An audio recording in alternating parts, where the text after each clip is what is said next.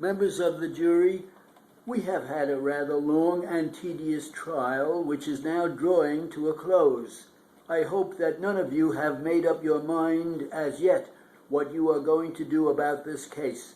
Keep your minds open until after you retire and have a talk about it.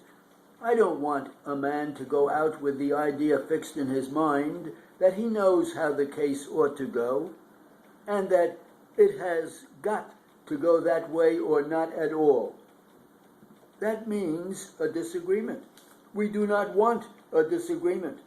That is the fourth day, I think, that we have given to the case. That is a whole lot of time. It has taken up your valuable time, the time of the court, the time of the lawyers, the time of the litigants, the witnesses, and all others who have been brought here because of this trial. It has cost the taxpayers about $1,000 to try this case. It costs about $250 a day to maintain this one room for every day the court is in session. Now, a disagreement means that all that has gone for naught. There are two cases here tried together. You will render a separate verdict in each case. Here we have the mother suing as the administratrix for damages for the death of her son, and the son of the other plaintiff. There is the father suing for damages on account of his own injuries. Substantially and practically, there is no difference in the proof required in the two cases. The law is this. I tell it to you because it is the law, that when a person is dead and his administrator or administratrix brings suit here alleging death by negligence and claiming damages, the law places upon the defendant that defends against the claim the burden of proving that the deceased was guilty of contributory negligence in order to defeat the recovery.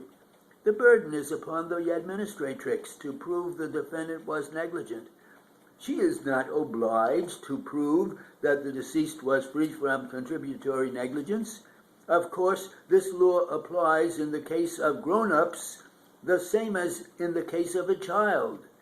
The theory of the law is that once one's lips are sealed in death, it would be unfair to require that person to make proof of his or her freedom from contributory negligence, and the burden is thrown upon the defendant to prove the contributory negligence of the deceased. If the defendant does succeed in proving that contributory negligence by a fair preponderance of the credible testimony, that means that the plaintiff fails, because before either plaintiff can receive a verdict at your hands, it must be shown by a fair preponderance of the credible testimony that the accident happened through the negligence of the defendant and without negligence upon the part of the plaintiffs. That is, the father in the one case and the deceased child in the other. Now, right here, I will explain to you what you will keep in mind throughout the trial and have in mind when you come to consider the case. I have spoken of the negligence of the child. Of course, as you know, the law is common sense. It is fair and reasonable, and it does not require, in an accident case, any further degree of care on the part of a little child than it would be reasonable to expect from a person of that child's mental and physical development. A slight degree of care in the case of a very little child, 8 years of age. But the law is common sense, as I said, and you can take this as a fundamental proposition that is true in every phase of the case, that what is not in accord with common sense is not law. And that is what I want you to exercise in this case. An ounce of that in the jury box is worth a ton of book learning. It appears here that the deceased child, at the time of the accident, was riding with his father.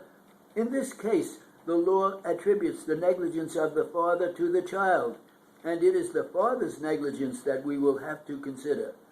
If you find that father negligent in the child's case, then substantially you may call it so. That is the contributory negligence of the child. and the negligence of the father, if proved as the law requires, will defeat a recovery in both cases. Now, as to the father's case, the burden upon him is to prove by a fair preponderance of the credible testimony that he was injured through the sole negligence of the defendant railroad company, and secondly, he must prove by a fair preponderance of the credible testimony that he himself was wholly free from negligence contributing to the accident.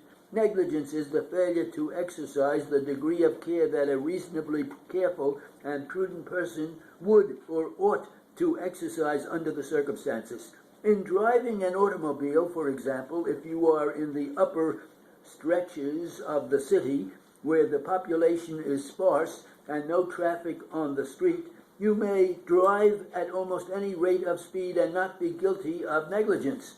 If you try to drive at 4 miles an hour through some of the congested streets in the lower part of the city at a time when school children are out playing, you might be guilty of negligence. That is an illustration that I use to bring home to your minds that the degree of care is always commensurate with the dangers surrounding the situation. That is what we mean by the degree of care that the circumstances call for, that reasonable and prudent and careful persons would exercise under a given set of circumstances. If I am handling sticks of dynamite, the very highest degree of care would be reasonable care. 160. It's tough. Too fast? Yeah, maybe.